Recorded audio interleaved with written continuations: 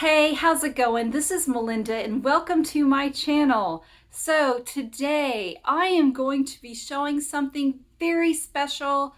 We have been through the ringer when it comes to drama and all kinds of crazy stuff going on in the vinyl community. CD collectors versus vinyl collectors, digital versus analog. I'm tired of it and I want to have some fun. And I'm going to show you one of the aspects, one of the many aspects about why I love vinyl records. So if you're not a subscriber to my channel, please subscribe, hit the like button, the notification bell. Thank you so much for your support. This is just going to be a fun video of what's so great about vinyl. There's so many things, but this is one of them. And who knows, maybe you'll see something that brings back a wonderful memory, because a lot of times vinyl is about memories and nostalgia and having the records you used to own and some cool things that went along with it. So I've been getting a lot of comments from CD collectors, and I love CDs, and I do have a very cool CD collection. I really do, and I like them a lot. Let me show you one of them that I think is a great example of what a cool CD can be. Look at this. This is the 25th anniversary CD collection of Band on the Run by Paul McCartney. It's in a really cool box. Shows some really cool CDs, a little booklet. I mean, it's just precious. It really is. And I enjoy it. But let's face it, if we tried to stick this on the wall, we would need a pair of these to see it. That is one area where I say vinyl gets it right. You know, we have large artwork, right? Nothing against CD collectors. CDs are the best bargain out there. They sound clean, they sound good. You can take them with you. Hard to take records around and you know, you got to kind of keep them at home. So there is an argument to be made about both formats, and I say let's just love on each other and not argue about which is best, because it just depends. It's a case-by-case basis. But anyway, let's get on to what I want to show you. So you saw how cute and really cool that packaging was of Band on the Run. Let's take a look at this. This is an original of Abraxas by Santana, a very cool record. What makes this so special, besides the music and besides the sound quality, the posters. Let's show this very cool Santana poster. You CD collectors, let me know. Have you ever got a cool poster like this in your CD? I think not. And that doesn't make CDs less cool. It just makes vinyl really cool. I'm going to show some really cool posters that came out of really great records. Let me know if you had any of these hanging up on your wall. They represent something very special to people who grew up in a certain age, where you got these records and you hung the posters up on your wall. So that's a really cool one from Santana. How about Tom Petty, Hard Promises? This is a little bit what I'd call maybe a little lame poster, but it's a poster. And I love this album so much. And this is a very nice poster, a little small, but it's very cool. And I love having that one. Now, there is one artist I think that really took it up a notch when it comes to posters. And I think you got a lot of value for the buck when it comes to this artist. So let me just show you this. Paul McCartney and Wings, Venus and Mars. And I would say Paul McCartney was the king of the weird posters in some ways, but I think it's very cool because, let's face it, Paul McCartney was a decent looking guy. He could have had pinups of himself, you know, with his, you know, hairy chest or whatever, but he went for more avant-garde photos and more artsy type of photos. He didn't really try to play up on his looks. I don't guess he needed to. He's Paul McCartney, for goodness sake. But there's some really cool posters that came out of Venus and Mars, and I think they're kind of weird, but I like them. Here's another poster that came in that album. Okay, I'm trying to be really careful here. They don't get taken out very often, but I mean, it's a weird poster. I don't know. Did you all hang that one up on your wall? If you had it on your wall, let me know in the comments below, because I think that's a little bit of a weird one to put up on the wall. Sticking with the Paul McCartney theme, London Town has a really cool poster, and I love the song With a Little Luck. I loved that when I was a kid, and I love Paul McCartney and Wings so much. I just love them. Of course, the Beatles will always be the best band ever, but I mean, Wings, look at that. I love that his wife was involved. So cool. And he always gave credit where credit was due to the other members of the band. He liked being a member of the band. He didn't always like being the standout, which is also another cool thing about Paul McCartney. And of course, the iconic Wings live album, 3 LPs. I mean, that's such an incredible record. And I mean, the cool poster that came with it will knock your socks off. How many of you had this hanging up on your wall? Fantastic.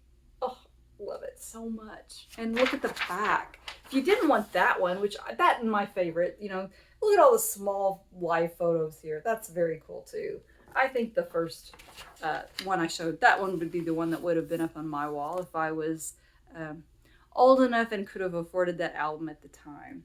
Here is more of my style. This is a record I had when I was a little bitty kid. I got it as a present, I'm sure. Music Machine by K-Tel. You know what? This was a record I grew up with and got to know a lot of people and artists from this album. Alice Cooper, The Silvers, David Soul, Peter McCann, Andy Gibb. I really love it. Goodbye Yellow Brick Road from Elton John. That was my introduction to Elton John as a little bitty girl. And these came up with posters. And yes, I didn't have this one on the wall, but I did have one. This is a very cool poster of Andy Gibb. Now, Paul McCartney could have done something like that, but I actually think it's cooler that he didn't. But I love Andy Gibb, and I loved his music. I thought he was fantastic. I love all of the Gibbs brothers. They're all very cool. So that one was a very special poster. And also, this is one that I definitely did have on my wall. Casey and the Sunshine Band. I love it. Shake Your Booty. That was such a good one. I really love Casey and the Sunshine Band. Bring back a lot of disco memories. And that was a very cool poster for my sister and I. We shared a room. That was up on our wall when we were little bitty kids. Now this is one of my favorite albums, and I searched specifically for a version of this record because I wanted the poster. And what am I talking about? Styx, The Grand Illusion, one of my favorite albums. Definitely my favorite by Styx. And I looked and looked and looked until I found a very cool one that had the poster. Check it out. Did you guys have that one up on your wall in the 70s? I love that. So cool. Here's another one that's really cool to me. I love this. Donna Summer. She was the disco queen. She was amazing. Great voice. Beautiful. I love Donna Summer, and I love this. This is just a happy, feel-good record. If you're in the doldrums, put this record on. It will lift your spirits. And it came with a very cool poster. So, I mean, you know, no disrespect to CD collectors out there, but you can't compete with the art and the absolute amazement of these very cool posters that you could hang up on the wall. CDs just don't come with that. And I don't really think streams come with that either. Downloads? No, they don't come with that either. So that's what makes vinyl so cool. Here's another really cool record, Bob Dylan at Budokan. I love this live album. And I would say if you love Bob Dylan, you can get every live album, and I tell you, every one of them is so different because he changes things around and mixes things up, and this is no exception. And it came with a very cool poster of Bob Dylan. Check it out. I love that. That is so cool. Next up is one of the most iconic posters, and if you find the poster itself, it's one of those deals where this record with the poster probably increases the price by maybe doubling it, maybe tripling it. It's just an iconic poster. And I'm talking about the Rolling Stones' Let It Bleed. This particular copy, I have two that have the posters, so I have two posters. This one came with the hype sticker about the Rolling Stones poster. And I think this is one of the coolest posters that I own. If I could talk my husband into it, I would frame it and put it somewhere in my house. I don't know if I could talk him into that, but you never know. Look at that. Oh, let me turn it around. Look at this beautiful poster. Mick is so big, and then the rest of them, it's just really cool. As you can see, if you look carefully, you can tell this is aged a lot. So this is one of the original posters. It was never hung up on a wall. Sadly, it was probably just kept in that album cover. So I think that is one of my favorites. I love that poster. Now, next up is probably the one that is most nostalgic for me. I love this album, and I love the poster. It was up on my wall when I was a teenager. Now, I don't have my copy that I had. Sadly, my mom sold it at a garage sale. Anytime she could make an extra buck, she did. And if something went unused and unplayed, she sold it and got rid of it. But I'm talking about Prince, Purple Rain. This is such an iconic album. It came out at truly my favorite time of being a teenager, 1984. I just have wonderful memories of being in band camp. I was learning how to play a tenor saxophone because I was a clarinet player. The band director talked me into switching to a tenor sax. So I was playing a tenor saxophone, being in band camp, and the songs were so iconic that during band practice, we were all just singing them. We didn't even have the music or the song playing. We were just singing the words to this album. It's so fantastic. And this actually hung up on my wall.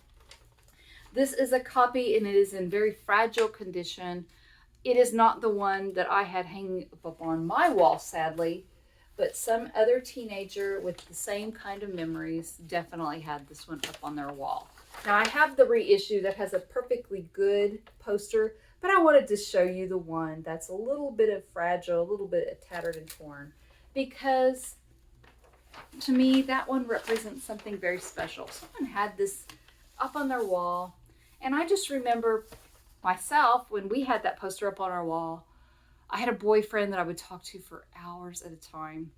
And, you're sitting there laying on your bed, talking on the phone, you're looking around in your room, and that poster was up in the room. So I'm sure during a lot of what I thought was important exchanges on the phone, I was staring at that poster. So to me, that represents something very special. Now, this is one that I would say a lot of you did not have. This is rare. And it's by the Beatles. So a lot of you are thinking, okay, no, I had all the Beatles posters. I had everything there was. I would make the argument with this one. This is a Japanese pressing of the White Album. It came out of a Beatles box that I own. And it's very fragile, so I'm going to be very careful. But I do want you to see this poster. A lot of us have, and I have this on other copies of the White Album, 4 portraits of the Beatles. And I think they're really great portraits. So let me carefully undo this. Because like I said, it's very fragile. But it's so cool that I have to just open it up and show it to you guys and share it. I've shared it one other time when I first started my vinyl channel. But take a look at this. Instead of having the pictures, it's all in a big poster. And I think that's so cool. It's one of those deals too where if I could talk my husband into it, I would frame that poster and hang it up on the wall. We have a movie room, a theater room, and I think it would look great in there. We'll see. I'll have to ask him. Here's also the other poster that came with it that everybody else has because that was what came with the white album. Some of them are edited. Let me turn this around. Here we go. Some of them are edited and some are not. This is the one that came with my Japanese pressing. So that one was one that was probably on a lot of people's walls. If you were a Beatles lover, you probably hung that one on the wall. Maybe you even put those 4 portraits on your wall as well. And now here is another iconic poster. I love this album so much, and I love the poster. And when I saw that this particular copy had a poster in it, I loved it. So Kiss Dynasty. We all grew up with Kiss on our walls. Now, I didn't have it because my mom, up until this album, thought they were probably not a good influence. Once I Was Made for Loving You came out and they kind of had a softer image, my mom was open to them. That was probably the kiss of death for Kiss, but it helped me out a lot because then I could start having some of their records in the collection. Let me show you this first. This is really cool. This is an insert that came in it. Kiss, an order form so you could order shirts, all kinds of merch. And oh my gosh, I would have loved to have won. I would wish I had won that pinball machine. Wow, I would love to have that pinball machine. It's amazing. So that's a really cool one, but also it came with, you guessed it, a very cool poster. The CDs of Dynasty didn't come out with a poster, and I'm just poking fun. I don't mean any disrespect to CD collectors, but come on, you have to admit that this is super cool. And that's one of the strengths of vinyl. Not only do I think vinyl sounds great, I love the artwork, the posters, all of the goodies that came with it. And now to close out this video, I'm sure I have other records in my collection that have posters and I just haven't thought of them to pull them out. But this one to me is probably my favorite poster. And if I could make any argument of having one hung in the house, this one would be it. This is Bob Dylan's Greatest Hits. This came with a really cool hype sticker, contains giant full color poster.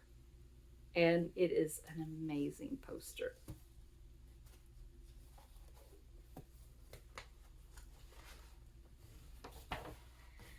It is so cool, iconic. Now, I think I had heard Dylan from Noble Records say that out of 100 of these greatest hits albums, maybe one still has the poster inside. So I think it is hard to find at this point, but not impossible. A lot of those Dylan greatest hits records did sell. So every time you come across one of those Bob Dylan records, you gotta look inside and see if it has the poster. And if it does, you gotta get it. It's just a beautiful poster. So that is my video today. Just wanted to have a little fun, talk about something that's very cool about vinyl that you just can't find in any other format. Let me know and share the memories with me of the album posters you had up on your wall. I would love to hear your stories. Thank you so much for watching, and please subscribe. I will see you next time. Take care. Bye-bye.